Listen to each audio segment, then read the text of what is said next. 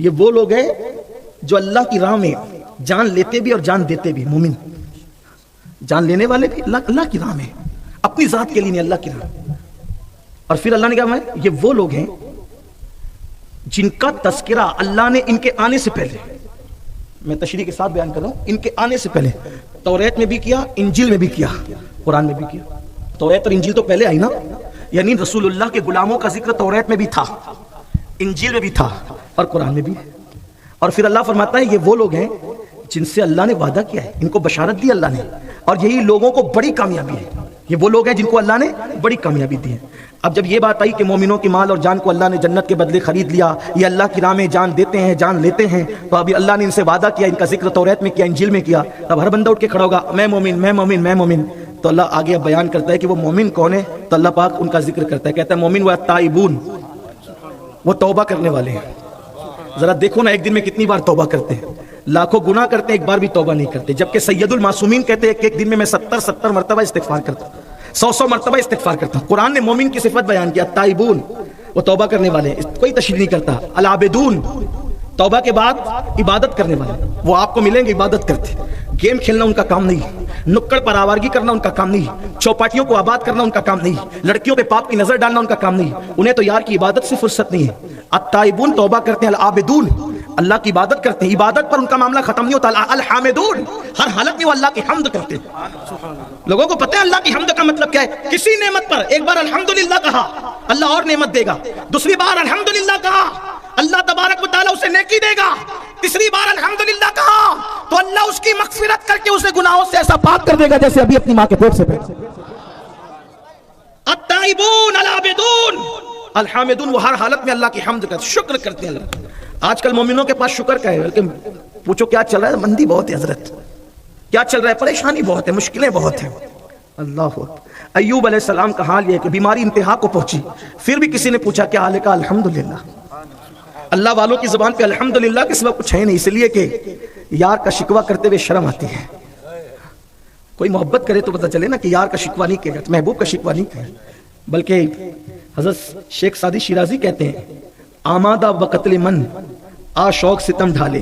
کہتے ہیں میں تو آمادہ ہوں, اب تو اگر آمادہ ہے میرے قتل پر تو میں کہتا ہوں آپ شوق سے اپنا ارادہ پورا کر لیں. یہ کیفیت ہے اللہ والوں کی. یہاں تو شکر بھی نہیں ہوتا, ایسا ویسا یہ وہ. اور قرآن کہتا ہے کہ ان کی زبان پہ ہر حالت میں اللہ کی حمد حمد حمد حمد حمد. لوگ کہتے ہیں گرمی کا ٹیمپریچر بہت ہے یار, پریشان ہو گئے, یہ کیوں نہیں کہتے الحمدللہ 48 ہی ابھی تو, ورنہ اعمال اتنے کہ آگ برسنا چاہیے, لیکن اعمال کو دیکھتے ہوئے تو 48 ہے تو الحمدللہ یہ بھی ہونا. کیونکہ الحمدللہ اپنی اوقات تو دیکھو, پھر الحمدللہ نہ کہو تو پھر کہنا. ایک بزرگ کے سر پہ لوگوں نے خاک ڈالا, جھاڑ کے کہتے ہیں الحمدللہ. لوگوں نے کہا یہ بھی کوئی الحمدللہ کہنے کا مقام ہے, تو کہتے ہیں جس کے سر پہ آگ ڈالی جانی چاہیے, اگر اس کے سر پہ خاک ڈالی جا رہی تو پھر الحمدللہ نہ کہوں تو پھر کیا. التائبون, العابدون, الحامدون, السائحون, روزے رکھنے والے. ان کو دیکھو گے وہ گرمی کے بڑے بڑے دن میں نفلی روزے رکھتے ہیں. جن سے گٹکے کی وجہ سے رمضان شریف میں نہ رکھا جاتا, وہ اور دنوں میں کیا رکھیں گے.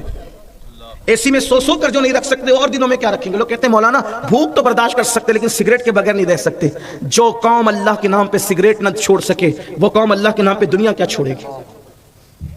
وہ چلے گئے جن کا تذکرہ قرآن میں تھا, وہ چلے گئے. یہ نہیں کہتا کہ اب نہیں ہے, لیکن بہت شاذ و نادر ہے, انگلیوں پہ گن لیں.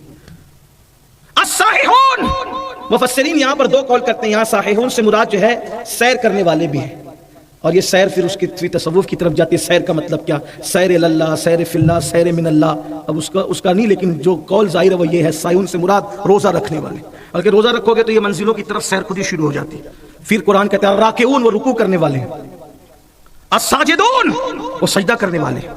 الامرون بالمعروف, وہ نیکی کا حکم دینے والے ہیں. والناہون عن المنکر, اور برائی سے روکنے والے. والحافظون لحدود اللہ, اللہ کی حدوں کو وہ پار نہیں کرتے, اللہ کی حدوں کا پاس رکھنے والے, اللہ کی حدوں کا لحاظ رکھنے والے. پھر قرآن کہتا ہے وبشر المومنین, جن میں یہ صفت ہے ان مومنوں کو خوشخبری سنا دو. سرٹیفکیٹ دے دیا اللہ نے, وہ مومن ہے. بتاؤ یہ صفتیں ہیں اپنے اندر. کتنی توبہ کرتے ہیں دن میں, کتنی عبادت کرتے ہیں دن میں. فرض تو کرتے نہیں, نفل کا تو ٹھکانہ ہی کیا, سنتوں کا تو ٹھکانے کیا, فرض ہی نہیں کرتے. کتنے روزے رکھتے ہیں رمضان شریف کے علاوہ, کتنا رکوع کرتے ہیں, کتنے سجدے کرتے ہیں. امر بالمعروف کس کو نیکی کا حکم دیا, کب دیا. برائی سے روکنے کی بات کب کی, جہاں برائی دیکھی وہاں تو تماشائی بن کے کھڑے ہو کے کسی کو روکا برائی سے. اللہ کی حدوں کا کتنا خیال کرتے ہیں، کوئی خیال نہیں کرتے. کیسے مومن ہے؟ یہ ہے مومنوں کی صفت. میرے بھائی، مکتبہ فکر کا مومن بننا آسان ہے. میرے جملے کو یاد رکھ، مکتبہ فکر کا مومن بننا آسان ہے، مکتبہ مصطفیٰ کا مومن بننا مشکل ہے. اور مومن مکتبہ فکر کے مومن کو جنت نہیں ملے گی، مکتبہ مصطفیٰ کے مومن کو جنت ملے گی. ہمارے اندر وہ صفتیں ہمیں پیدا کرنی ہوگی. ہم اپنی مرضی سے جو چاہیں کہہ لیں. تو یاد رکھیے، بات چل رہی تھی یہ کہ اللہ تبارک و تعالیٰ نے ایک نبی کے بیٹے کو ہماری عبرت کے لیے کافر کیا. میں یہی یہاں سے بات شروع ہوئی تھی. اور پھر اللہ تبارک و تعالیٰ نے قرآن میں اس کا ذکر کیا. ہمیں دکھ ہے، ہم شوق سے نہیں کرتے یہ بات، لیکن عبرت کے طور پہ سنیں.